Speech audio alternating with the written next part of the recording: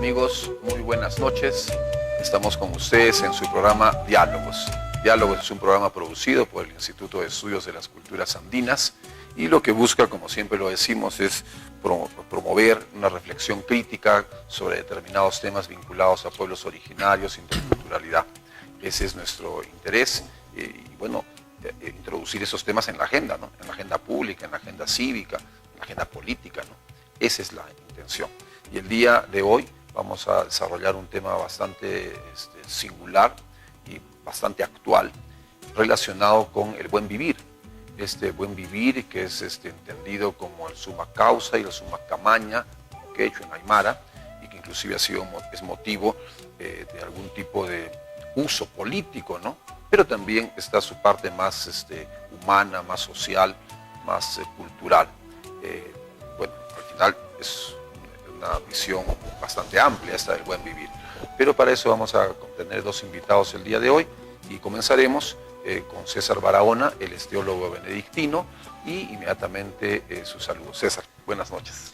Gracias por la invitación, estamos siempre atentos a todo lo que concierne al proceso del buen vivir, del summa camaña, summa causa, y desde la lógica particularmente teológica, ¿no? Y es la que yo quisiera también compartir con todos nuestros amigos que nos están acompañando a estas horas de la noche. Así es. Bueno, comenzando quizás, César, la idea un poco, aclarando un poco a quienes quizás no lo tienen claro, ¿no? ¿Qué significa esto, ¿no? El buen vivir, ¿no? Que hace muchos años no se hablaba de eso, ¿no?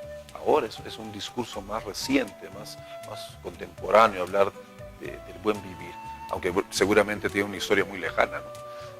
¿Cómo entiendes tú este concepto, esta idea del buen vivir? Particularmente en la última reflexión que hicimos alrededor de la teología andina y la pastoral andina en Cochabamba, hemos empezado un poquito a comprender mejor esta capacidad integradora que tiene el buen vivir en términos políticos, en términos económicos, sociales, comerciales, migratorios, incluso de redes sociales, donde el buen vivir está encaminándose cada vez más hacia un lugar más posicionadamente andino, ¿no? Incluso interregional. Con varios países, Bolivia, Argentina y Perú principalmente, la teología y la pastoral andina está empezando a releer la summa camaña, el summa causa y el buen vivir desde varias lógicas, y la particularmente teológica es la que yo puedo de repente ir compartiendo aquí con todos ustedes, pero de todas maneras creo que nos estamos ya posicionando claramente frente a un hecho que no solamente es contemporáneo, ni mucho menos constitucional, caso boliviano y ecuatoriano, sino que tiene arraigo milenario, tiene arraigo de varios siglos y de varias culturas además. Es un tejido del buen vivir que no solamente tiene teoría y práctica, sino que también tiene varios caminos por donde empezar a tejer procesos históricos, políticos y por supuesto también teológicos. Entonces hablamos ya con otro lenguaje, ¿verdad? Caminos alternativos de desarrollo, caminos por donde tejer nuevos paradigmas también del buen vivir. Es decir, estamos hablando con mujeres, con hombres andinos que están pensando ellos mismos su propio buen vivir. Y hay que respetar también eso. Claro, porque en realidad es el concepto como tal lo que trata es de, claro, se dice que digamos como concepto y como propuesta es más contemporáneo, ¿no? Más de nuestra época, pero lo que trata es de recoger las prácticas, las experiencias, los valores ancestrales de nuestra población, de nuestra cultura andina, que entendían lo que nosotros llamamos pues, el bienestar, el desarrollo, el bienestar de esa forma, ¿no? Y lo que tú dices es interesante en la perspectiva que ustedes lo manejan, la parte más teológica, ¿no? La parte más, una explicación mucho más grande, ¿no? Más holística de alguna manera. ¿Cómo están cómo estás trabajando? ¿Cómo están trabajando? Porque en realidad me dices que ha habido un congreso que ha habido de pastoral andina vinculada al buen vivir, ¿no? Justamente entre el 4 y 8 de septiembre hemos desarrollado lo que se ha llamado Teología y Pastoral Andina desde justamente la categoría del buen vivir. Una categoría que, por supuesto, suena un poquito académico y todo, pero que parte de los acontecimientos de la realidad concreta. Por ejemplo, hemos revisado en mesas de trabajo, ahí en Cochabamba, sobre ciberespacio, sobre mujer, sobre educación, sobre el tema migratorio, ¿verdad? Y varias mesas de trabajo donde empezamos a indagar, a rastrear un poquito el método latinoamericano por excelencia, pastoralmente entendido, ¿no? Ver, juzgar y actuar. Y entonces desde el ver hemos un poquito profundizado la realidad tan compleja de América Latina, pero particularmente hemos revisado hechos concretos que afectan al buen vivir, que afectan incluso al vivir bien, que es muy distinto del vivir mejor. Ya hablaremos un poquito más adelante sobre esas diferencias, pero hemos revisado, por ejemplo, la situación social y cultural de los migrantes de México a Estados Unidos y cómo están los procesos de los, digamos, colectivos andinos, mesoamericanos, ingresando a esta reflexión teológica y pastoral desde el sufrimiento, desde el drama, de la pérdida de la propia identidad legal, entre comillas, entre los migrantes, sobre todo jóvenes. Segundo acontecimiento histórico, también hemos revisado temas de reconocimiento de tierras, ¿no? De titulación de tierras en Jujuy, en Argentina. Luego hemos revisado cómo se encuentra la política también actual boliviana frente al buen vivir, que se está un poquito dilatando frente a divisionismos particulares, que hay que estar también atentos y críticos frente a eso que pasa.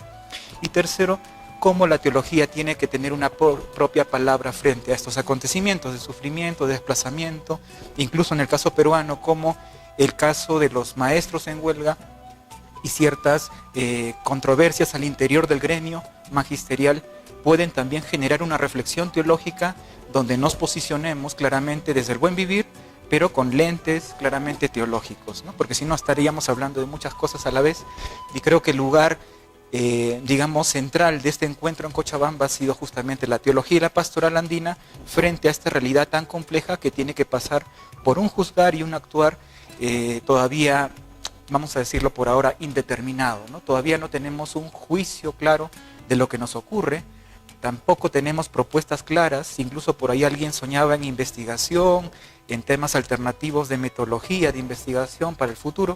Entonces todavía estamos juzgando y actuando provisionalmente, ¿no? Claro, eso en el campo de, como tú dices, ¿no? En este vínculo entre teología y buen vivir. Bien, entonces ya estamos entonces hablando un poco del buen vivir, lo estamos viendo desde las prácticas del buen vivir y su vinculación con la teología, ¿no? En la voz de César Barahona, ¿no? Que es teólogo benedictino. Hacemos una pausa comercial y seguimos conversando del tema.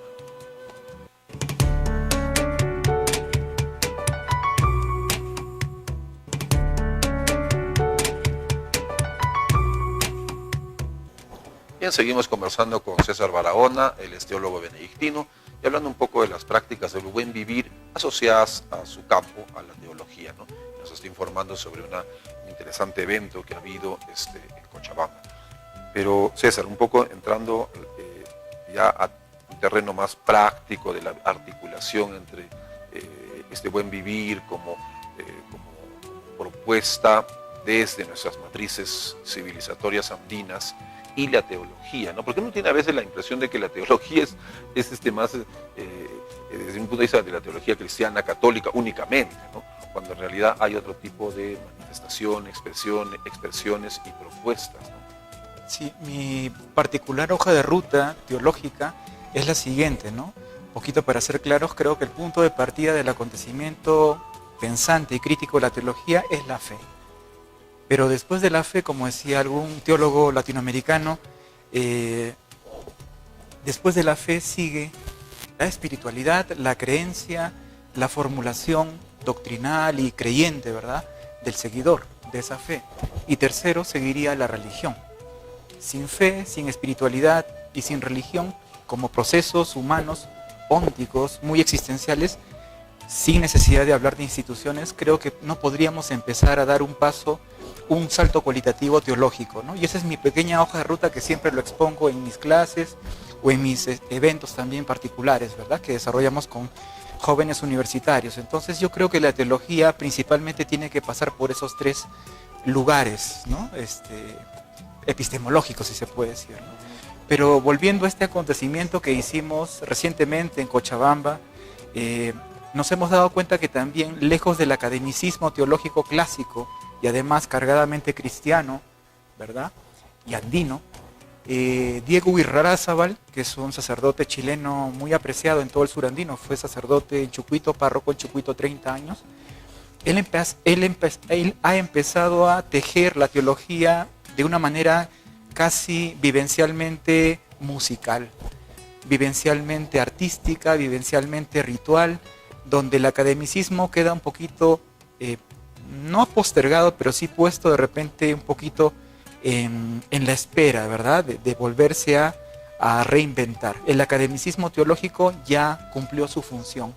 Y yo me identifico mucho con Diego Irarrázaval porque estamos empezando a hablar de teologías vivenciales, de teologías del cotidiano, teologías del buen vivir, que no necesariamente es una categoría mental, sino una categoría existencial, integral, como dije, y que tiene que ver con la música, con la quena, con el sicuri, con estos bailes ancestrales de nuestras comunidades andinas, que suben a los cerros, que bajan de los cerros, que siguen pidiendo a la lluvia para que caiga. Entonces eso no lo va a entender el academicismo occidental teológico clásico, ¿no?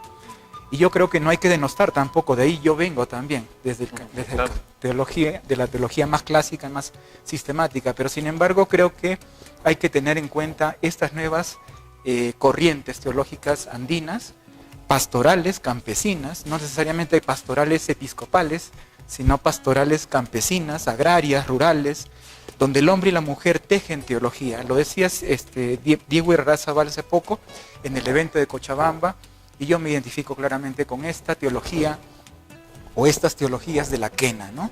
Estas teologías del sicuri, del buen vivir, de la celebración, de la ajpata creo que llaman en Aymara, ¿no? Sí, ajpata. La ajpata, que es una comida casi eucarística, pero que es propiamente andina y que hay que respetarla desde sus propios códigos andinos, teológicamente andinos, ¿no? Yo creo que entonces, fuera del academicismo a veces retórico y desgastante, creo que la teología tiene que interpretarse desde otros lugares. Y mi aporte aquí, gracias por la invitación de IDECA también, mi aporte aquí sería empezar a pensar teología del cotidiano, teología ya no confesional, teología autónoma, teología que no necesariamente convierta a las personas, sino que reflexione críticamente los regímenes de producción y reflexión teológica, porque todavía no estamos interrogando desde dónde se hace la teología, desde dónde se está generando estos procesos de fe, espiritualidad y religión, y nos quedamos solamente con lo que dice el sacerdote o con lo que dice la gente de pastoral o lo que dice el curita. Y yo creo que como teólogos laicos tenemos que encaminar estos procesos de teología civil, de teología autónoma, de teología del cotidiano, ¿no? Y entonces yo creo que también necesitamos seguir abriendo puertas a la investigación.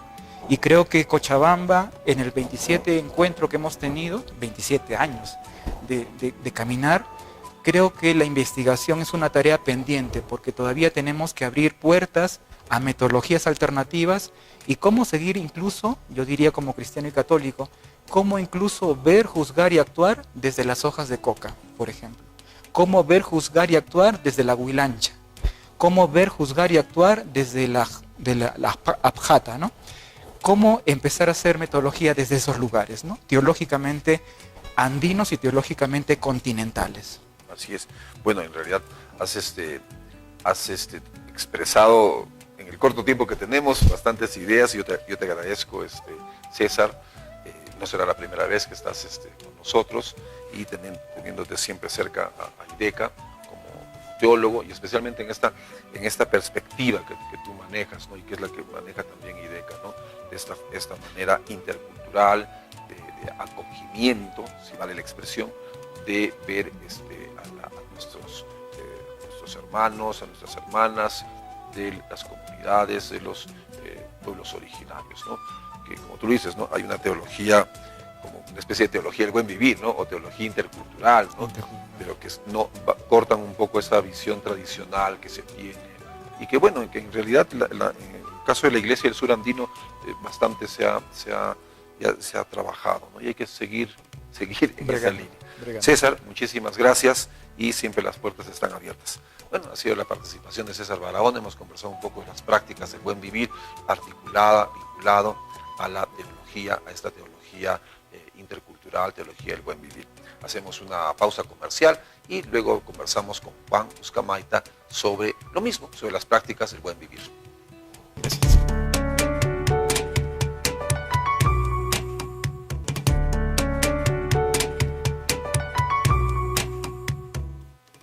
Bien, y seguimos conversando sobre prácticas del buen vivir. En esta ocasión, la entrevista va a ser con Juan Ucamaita, él es coordinador del Programa de Pueblos Originarios y Medio Ambiente de IDECA. Y bueno, le damos la bienvenida, Juan. Muchas gracias, Ela, por la invitación. Bien, Juan, te planteo ver un video donde hay un conjunto de intervenciones, entrevistas de Vox Pop, como es el formato al cual se llama, ¿no? Vox Pop, y van un picadito de entrevistas para poder luego comentar. Va el Vox Pop.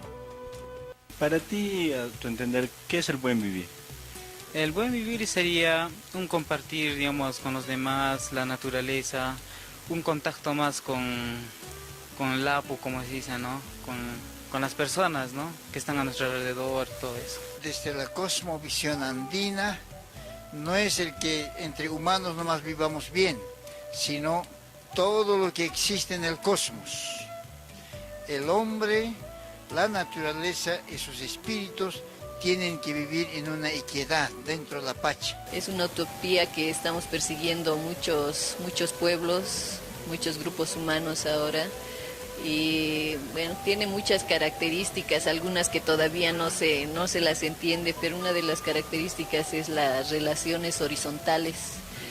Y no solamente entre seres humanos, sino entre todos los seres vivos, todos los seres que existimos. El buen vivir es la armonía, el conocido y no conocido.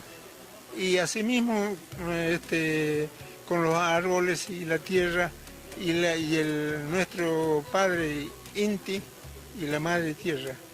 Y asimismo el respeto a todos los seres humanos y la amistad.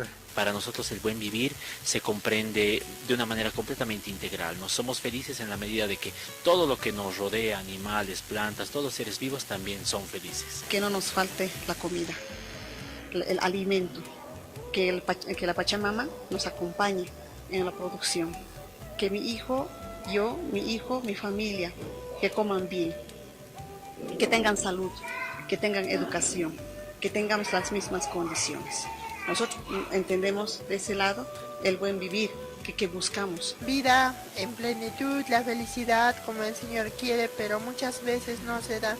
Por el mismo medio ambiente que nos ofrece, vemos mucha competencia, tener, y si no tienes no eres nada, y entonces por ahí que el tema del buen vivir, o sea, no se lleva en plenitud. Vivimos este sentido profundo comunitario de hermandad, ayudándonos mutuamente, como alguien decía, donde nadie falta a nadie porque compartimos. Donde todo se comparte y donde se tiene en cuenta los demás seres vivientes, la madre tierra, las plantas, los animales, donde se establece también esfuerzos de podernos comunicar con ellos para no imponerse a ellos, sino convivir, darle gracias porque nos hacen posible la vida a los seres vivientes en general, a las personas. Eso es para mí el buen vivir. Decimos el buen vivir, el buen convivir, y en una de las lenguas más habladas mayenses en Chiapas le decimos el lequil cuxlejal, el buen vivir, el buen convivir. Bien, ha sido el Vox Pop sobre algunas intervenciones, un conjunto de intervenciones que han sido tomadas de este encuentro de teología, de pastoral y teología andina. Juan, luego de escuchar estas intervenciones, ¿qué impresiones, ¿no? ¿Qué te queda? Muy de acuerdo con los planteamientos de los participantes en la entrevista. Pero yo quisiera partir con esto. Yo creo que es fundamental tener el cuidado en la comprensión, ¿no? Claro que en cuanto somos seres humanos tenemos el privilegio de escuchar, de comprenderla a través del lenguaje, el contenido profundo de lo que se manifiesta. Esto que han mencionado, el buen vivir, ¿no? Y como segundo punto, yo quisiera partir a través, con una pregunta. Entendemos, que mencionaste al inicio, y César Barahona también, el buen vivir como suma camaña en Aymara y suma causay en quechua. La pregunta es, ¿cómo entendemos esta desde el buen vivir a suma camaña o suma camaña desde el buen vivir? Porque son miradas diferentes que yo creo que hay que tener cuidado para comprender mejor. Yo pienso que ahí está la debilidad para comprender bien, digamos, esa forma de vida que se manifiesta y que llamamos como suma camaña o suma causay o buen vivir. Es interesante lo que tú dices de tener claro, ¿no? los conceptos, las prácticas, porque detrás de este planteamiento que inclusive ha sido utilizado y se usa a veces políticamente, ¿no? Porque tanto en Bolivia como en Ecuador existe hasta la misma constitución, en el caso del Ecuador, hay una orientada hacia el buen vivir.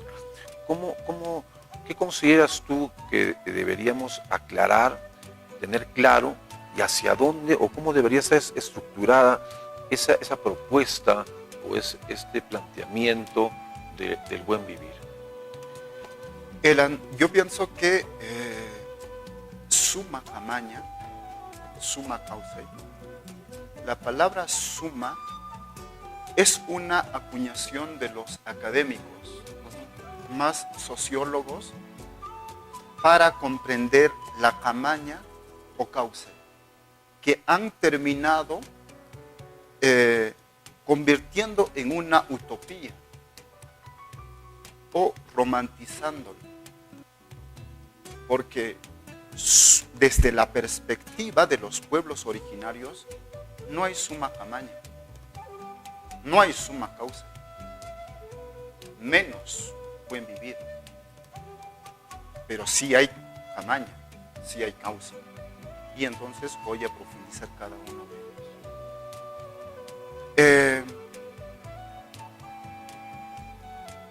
El origen etimológico, si vamos, por ejemplo, ¿qué es buen vivir? Si traducimos a la aymara, lo que te decía, ¿no? Si traducimos a la aymara, buen vivir quiere decir suma jacaña, no es buen vivir, o sea, no es suma camaña, es suma jacaña. De ahí el jaque, en aymara diría, naya suma jacaña munta. Eso es. Pero yo creo que nos estamos refiriendo en esta reflexión, o cuando se habla de buen vivir, entre comillas, ya estamos hablando de camaña, que tiene otro significado. Entonces, el origen etimológico de la palabra camaña tiene origen aymara para mí, que significa, o que quiere decir en aymara, Uyguanaca Aguatirín Utjahuipa, en castellano, lugar de residencia del pastor o pastora de los animales. Eso tiene que ver mucho con la residencia, lugar de residencia, morada también. Y entonces, en castellano, a mi parecer, creo que tiene que ver mucho con la ética, pero en el sentido profundo de la palabra ética, que es el ethos. Ethos con épsilon y no con otra connotación, con eta y no con épsilon. entendiendo como lugar de residencia, como morada. Pero además, Camaña es un ethos, como una forma de vida, pero también se diferencia del ethos de las otras culturas, porque yo entiendo que cada cultura tiene su propio ethos, desde su propia matriz civilizatoria. Entonces, desde la concepción andina, en el mundo andino, el ethos como una forma de vida que surge a partir de la relación complementaria de los seres, ¿no? Opuestos incluso, ¿no? Lo que en la entrevista han manifestado. La comunidad en ese sentido no solo es un conjunto o un grupo de personas, sino es muchísimo. Así es. Bien, te agradezco la aclaración que has hecho, ¿no? Porque en realidad ese uso que se le da y que tú dices, ¿no? Que se atribuye a intelectuales y que después lo han utilizado políticamente, como que ha quedado, ¿no? Como que queda, digamos, en el sentido, quiere introducirse un poco en el sentido común, extenderlo, ¿no? Cuando en realidad esas aclaraciones que hace Juan Oscomaita son muy puntuales, muy precisas. Bueno, luego de esas aclaraciones que ha hecho Juan, vamos a una pausa comercial y seguimos conversando sobre el tema del buen vivir.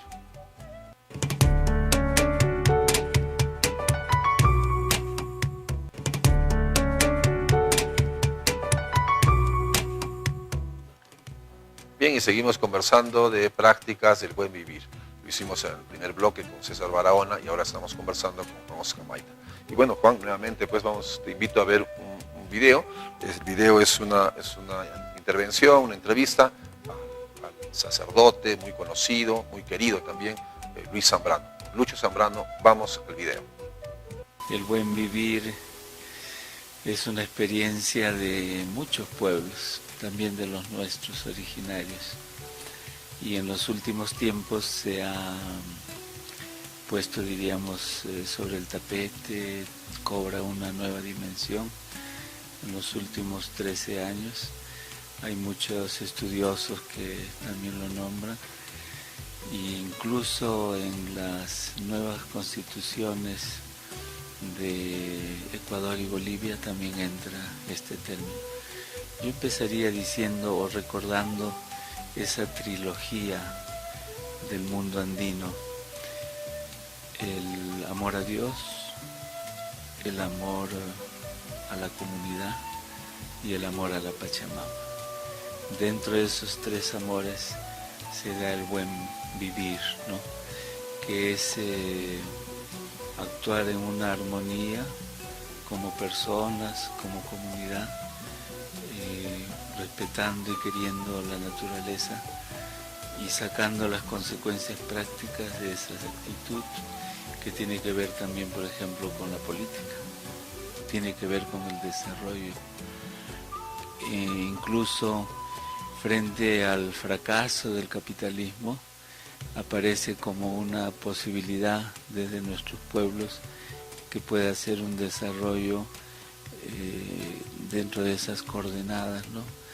En que la comunidad tiene su importancia, Dios tiene su importancia y también la naturaleza. O sea, si no hay armonía, por ejemplo ahora la minería es una manera de matar a la gente, así como se lleva. Entonces, teniendo en cuenta el buen vivir, la minería tendrá que ser respetando a la Pachamama y respetando a la comunidad, por ejemplo, ¿no? Entonces, el desarrollo que nosotros vemos hasta ahora es un desarrollo que tiene que ver con el tener más dinero, y eso va en contra de lo que sería y es el buen vivir. El buen vivir es que las personas puedan ser personas, la comunidad pueda ser personas, ser humanos. El capitalismo nos ha deshumanizado. Bien, han sido las palabras de Lucho Zambrano, ¿no? Interesante en esa mirada que le da a esta suerte de la idea de la armonía, ¿no? Que está muy presente en la comunidad, ¿no es cierto, Juan? Sí. Yo quería precisar de lo que dice Lucho Zambrano también, y anteriormente en una entrevista también Calixto Quispe. Ahora surge esa propuesta de Suma Camaña, de buen vivir, como experiencia de vida de los pueblos originarios que ha estado siempre milenariamente. Eso es el primer lugar. Ahora, menciona la palabra armonía y el sentido colectivo comunitario también, lo que decía antes, que la comunidad, desde la perspectiva de los pueblos originarios, no es un grupo de personas, no es un conjunto de personas, sino es muchísimo más. Son parte de la comunidad los apus, la Pachamama, porque no son cosas, son seres vivos. El apu es un ser vivo, la Pachamama también es un ser vivo. Es decir, para el andino, todos son seres vivos. Y en cuanto todos son seres vivos, forman parte de la comunidad. Y lo que para una relación en armonía, lo que prevalece, lo que prima es la relacionalidad. Esta relacionalidad tiene su propia particularidad que se fundamenta en la relación complementaria, incluso de los pueblos. Es decir, la relación no solamente es entre jefes o entre runas o entre los hombres, sino también las relaciones con los apus, con la divinidad. No voy a llamar Dios porque muchas veces se presta ese término a Dios cristiano, ¿no? Entonces, para evitar eso, mejor la divinidad en sentido amplio. La relación con la divinidad, la relación complementaria con los demás seres. Y yo creo que eso está presente, latente hoy en día en las comunidades, aunque opacadas con la manera de ser, con el pensamiento occidental, europeo, cristiano. Así es. Bien, esa aclaración última que haces es importante, ¿no? Porque la idea de comunidad, inclusive desde la mirada occidental y las pautas que el Estado nacional impone, es una comunidad de personas, ¿no? Y ahí justo lo que Lucho Zambrano mencionaba, ¿no? A veces pone el ejemplo de la minería, ¿no? Precisamente, ¿no? Que creo que el ejemplo viene así correcto, porque la idea de comunidad va más allá de seres humanos, ¿no? Va mucho más allá. Bien, muchísimas gracias, Juan. Ha sido una intervención tuya. Juan es coordinador del programa de pueblos originarios y medio ambiente del Instituto de Estudios de las Culturas Andinas.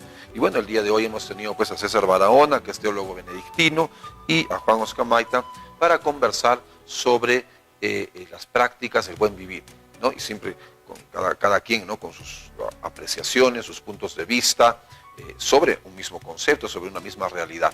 Bien, antes de finalizar, el diplomado de posgrado semipresencial que se va a desarrollar en pensamiento andino y feminismo decolonial, que como ustedes han visto en el intermedio de nuestra publicidad, se ponen ahí las fechas, las características. Simplemente recordar que las inscripciones y la presentación de documentos es hasta el 5 de octubre y el inicio de clases va a ser el 6 de octubre. El diplomado de posgrado semipresencial, pensamiento andino y feminismo decolonial. También tenemos del 28 de septiembre al 1 de octubre que se va a llevar a cabo el encuentro de jóvenes macrorregional sur de la red Interquorum. Este evento que se va a desarrollar, como indicaba, del 28 de octubre al 1 de octubre, que es parte de la articulación que siempre tiene IDECA con estas instituciones. El 30 de septiembre se desarrollará el segundo módulo, herramientas para un liderazgo juvenil colectivo, en el marco del curso de actualización de fortalecimiento de liderazgos colectivos juveniles con perspectiva intercultural. Este es un módulo de trabajo con jóvenes, ¿no? El miércoles 27 de septiembre se llevará a cabo el tercer conversatorio Identidad, Autoidentificación Étnica en los censos 2017. Eso es el día de mañana, ¿no? El día de mañana el conversatorio, en el ciclo de conversatorio que está organizando IDECA, mañana se conversa sobre los censos, ¿no? El censo 2017 y particularmente sobre esta pregunta que está sacando mucha está moviendo mucho a mucha gente, ¿no? La autoidentificación étnica va a ser una pregunta del censo, de ese censo de octubre. Bien, el 7 de octubre se desarrollará también el módulo de pueblos originarios y medio ambiente en el marco del curso de fortalecimiento de liderazgos colectivos juveniles. El evento, el curso que te había mencionado, el 7 de octubre va a ser este módulo de pueblos originarios. Y finalmente, mañana, el día de mañana, en Pachamama Radio, en nuestro programa Hablemos de Nuestro Mundo, se va a tocar el tema de juventud y liderazgos colectivos. Así es que la labor de IDECA continúa, al menos mañana, ¿no? Mañana en la mañana, el programa Hablemos de Nuestro Mundo a las 9:30 en Pachamama, y en la noche el conversatorio que va a tocar sobre los censos, y especialmente esta picante pregunta, ¿no? Que está moviendo mucho a la gente, ¿no? La autoidentificación étnica. Por primera vez se va a hacer esa pregunta en la historia del Perú en los censos. Eso va a ser entonces la conversación, el conversatorio a las 5:30 en la Casa de Conde Lemus mañana. Bien, de esta manera llegamos a nuestro punto final y nos vemos la próxima semana.